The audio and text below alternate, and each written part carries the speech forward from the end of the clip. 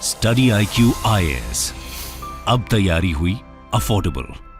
पंछी नदियां पवन के झोंके, कोई सरहद इन्हें ना रोके। नमस्कार दोस्तों, ये कहावतें मूवीज में, गानों में तो ठीक लगती हैं, लेकिन जब एक्चुअल सिनेरियो होता है, जब रियल सिनेरियो होता है, जैसे कि आप देख सकते हो भारत और पाकिस्तान में कई सारी नदियां बहती हैं। जो इंडस रिवर पूरा सिस्टम है, इसको लेकर लंबे समय से विवाद चलता है। लेकिन इसके साथ साथ मैं आपको यह भी बता दूं कि दोनों देश के बीच में अगर किसी एक चीज को लेकर एग्रीमेंट हुआ है, वो हुआ है आपका इंडस वाटर ट्रीटी, जो कि 1960 से अभी तक चलता आ रहा है।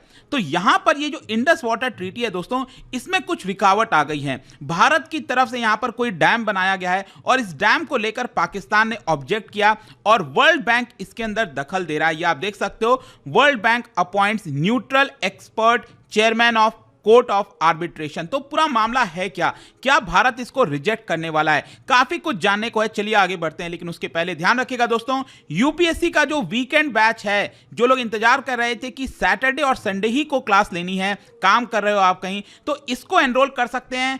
एक दिन के बाद से 22 अक्टूबर से इसके अंदर क्लासेस स्टार्ट हो रही हैं। So hurry up, take the classes. इसके अंदर आपको कई फीचर्स मिलेंगे, जैसे 900+ आवर्स ऑफ लाइव टीचिंग दी जाती है, नोट्स दिए जाते हैं, आंसर राइटिंग प्रैक्टिस होती है, मेंटरशिप मिलता है। कोई दिक्कत है, प्रॉब्लम है, कभी भी आप अपने मेंटर से पूछ सकते हो। इसके अलावा अगर आपको एमसीक्यूज अटेम्प्ट करना है तो मेरे इंस्टा पेज पर जाइए, वहां पर स्टोरीज में जितने भी एमसीक्यूज हैं उसको आप अटेम्प्ट कर पाएंगे।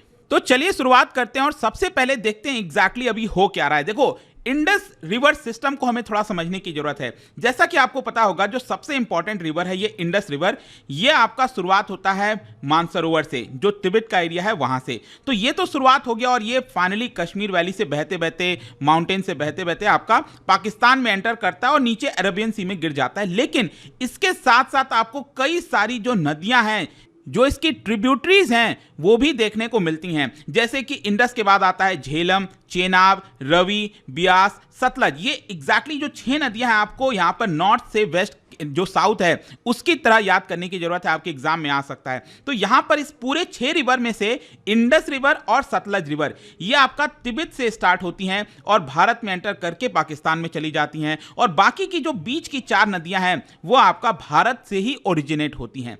तो यहां पर ये जो रिवर है दोस्तों, इसको लेकर बंटवारा हुआ है दोनों के बीच में। खैर, जो भी है, यहां पर आप देख सकते हो ये जो रिवर है काफी इंपॉर्टेंट रोल प्ले करती है इस पूरे रीजन में। भारत के लिए भी इंपॉर्टेंट है, पाकिस्तान के लिए भी इंपॉर्टेंट है। ब्रिटिशर्स के टाइम में यहां पर कई सारे जो लार्ज कैनाल सिस्टम है उसको बनाया कोशिश किया गया। 1947 में जब देश आजाद होता है तो जाहिर सी बात है कि इन रिवर्स को भी बांटा जाएगा, जो पानी है उसको भी बांटा जाएगा, और यही चीज हुआ। और फाइनली यहां पर 9 साल तक, 1951 से लेकर लगातार 9 साल तक दोनों देश के बीच में नेगोशिएशंस होते रहे और फाइनली 1960 में जाके वर्ल्ड बैंक की मदद से भारत और पाकिस्तान ने यह ट्रीटी साइन किया कि किस तरीके से पानी का बंटवारा होगा, क्या होगा। इसको लेकर यहां पर वर्ल्ड बैंक ने सहायता दी और वर्ल्ड बैंक, इंडिया, पाकिस्तान तीनों के बीच में यह एग्रीमेंट हुआ था, जिसको कहते हैं इंडस वाटर ट्रीटी। अब इस एग्रीमेंट में है क्या, हमें समझना है। देखो, इस एग्रीमेंट में यह है कि जो वेस्टर्न रिवर्स है, वेस्टर्न रिवर का मतलब क्या हुआ? वेस्टर्न रिवर का मतलब ये जो आप देख रहे हो, जो ऊपर से नदन वाली 3 रिवर्स हैं, इंडस, झेलम, चेनाब, ये जो 3 नदियां हैं वो एलोकेट कर दिया गया पाकिस्तान को। और नीचे की जो रिवर्स हैं, जिसको ईस्टर्न रिवर कहा जाता है, रवि, ब्यास और सतलज, ये 3 नदियां बेसिकली भारत को दे दिया गया।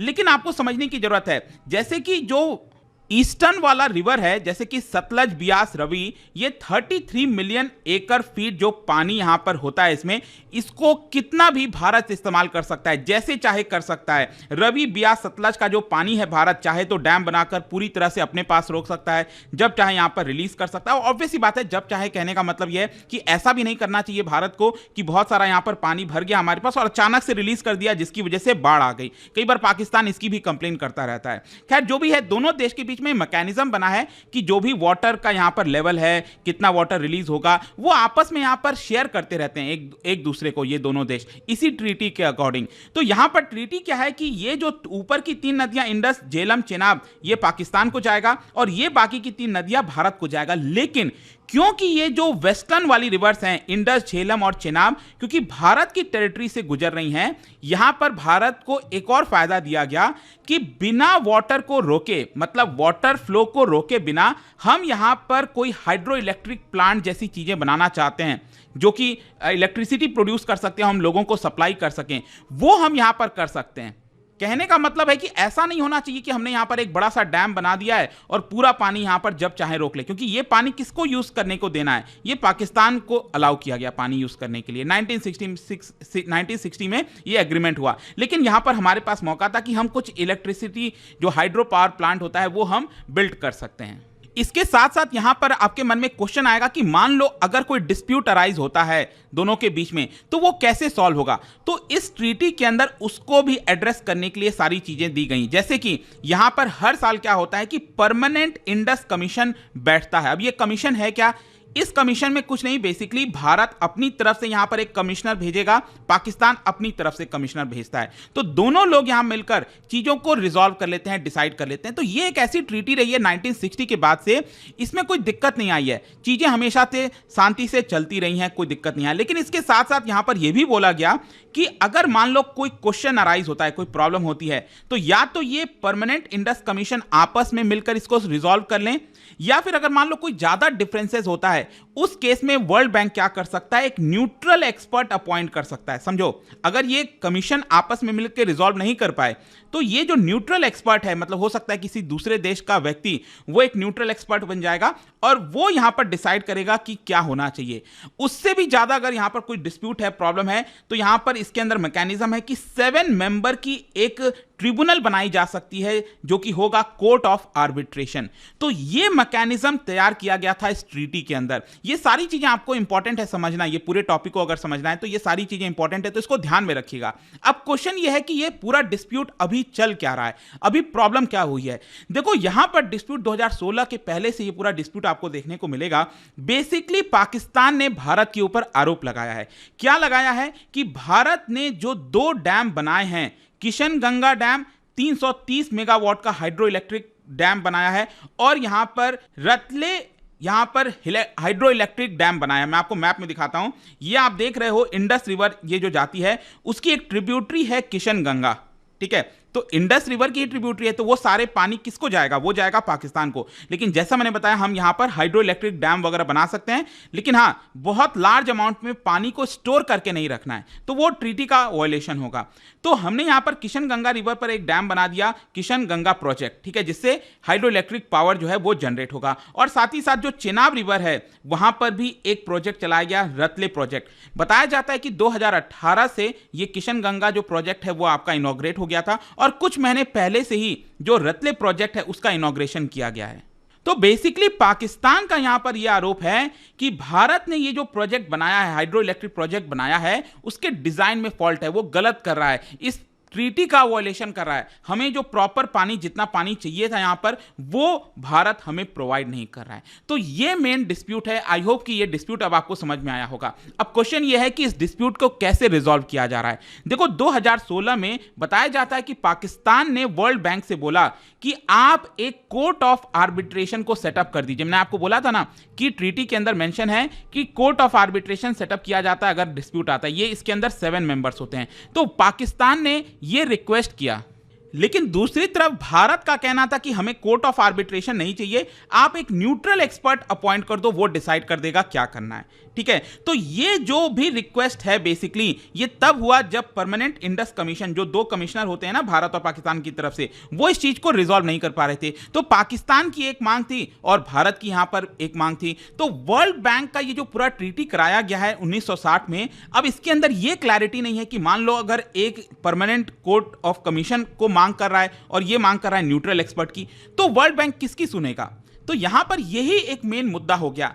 तो फाइनली इसको रिजॉल्व करने के लिए लगभग 6 साल बाद, 2016 से ये पूरा मामला चल रहा है, 6 साल के बाद वर्ल्ड बैंक ने क्या किया कि पाकिस्तान की भी सुन ली और भारत की भी सुन ली। पाकिस्तान का क्या कहना था कि उनको एक कोर्ट ऑफ आर्बिट्रेशन चाहिए 7 मेंबर का, तो उसका एक चेयरमैन यहां पर बना दिया और ये कोर्ट ऑफ आर्बिट्रेशन सेटअप कर दिया under the professor Sean Murphy. और भारत कह रहा था न्यूट्रल एक्सपर्ट चाहिए, एक पर्सन चाहिए, तो उन्होंने, वर्ल्ड बैंक ने इसको भी अपॉइंट कर दिया, माइकल लिनो को।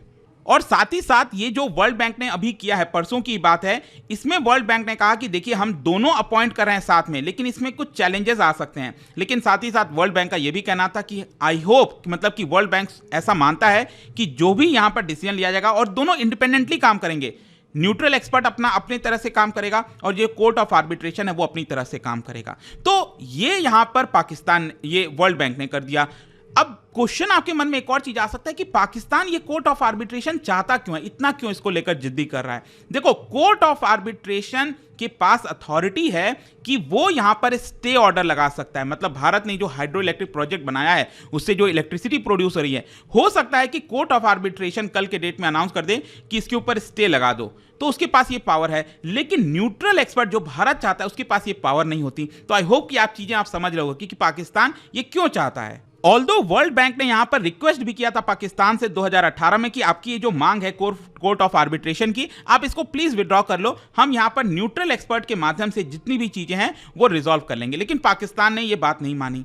तो अब यहां पर क्या हुआ है कि ये जो वर्ल्ड बैंक ने अपॉइंट किया है, दो चीजें एक साथ अपॉइंट कर दी हैं, भारत इसको लेकर थोड़ा सा संदिग्ध है। यहां पर भारत की तरफ से भी स्टेटमेंट आया और भारत ने कहा है we have noted the World Bank's announcement and Bharat will assess the matter. Bharat आगे चलकर इसको और ज्यादा पढ़ेगा और फिर अपना बयान देगा। लेकिन कहीं ना कहीं भारत ने कंसर्न जताया कि ये दोनों चीजें एक साथ क्या पैरेलली वर्क कर सकती हैं, और दोनों का अगर अलग अलग जजमेंट आता है तो उस केस में क्या होगा। तो क्वेश्चन ये कि क्या भारत इसको एक्सेप्ट करेगा, रिजेक्ट करेगा, पाकिस्तान का क्या रुख होगा, देखने वाली बात है। बट आई होप कि जो पूरा टॉपिक है वो आपको एकदम अच्छे से क्रिस्टल क्लियर समझ में आ गया होगा। और जाने से पहले काफी interesting question, which of the following river originates as well as end in India. मतलब भारत के अंदर ही ओरिजिनेट होता है और भारत में ही खत्म हो जाता है। इन चार में से कौन सा रिवर है? इसका राइट आंसर आपको पता ही है, मेरे इंस्टाग्राम पर तो मिलेगा ही। वहां पर अगर आप नहीं हो कोई बात नहीं, टेलीग्राम से भी ले सकते हैं इसका सही उत्तर। मैं कई सारे जो एमसीक्यूज हैं वो यहां पर स्टोरीज में डालता रहता हूं। बाकी अगर आपको पीडीएफ चाहिए तो टेलीग्राम पर आइए, अलग अलग सोशल मीडिया पर आप जुड़ पाओगे। और जैसा मैंने बताया, यूपीएससी की तैयारी अब आप कर सकते हैं दोस्तों बाय वीकेंड बैच। सिर्फ सैटरडे एंड संडे इसमें क्लासेस होगी। अच्छी अपॉर्चुनिटी है, अगर आप इसको लेना चाहते हो use the code Ankit live ताकि मैक्सिमम आपको डिस्काउंट मिले। आई होप कि वीडियो आपको पसंद आया होगा। मिलता हूं आपसे next time. Till then, thank you very much, see you soon. Study IQ IAS, अब तैयारी हुई अफोर्डेबल।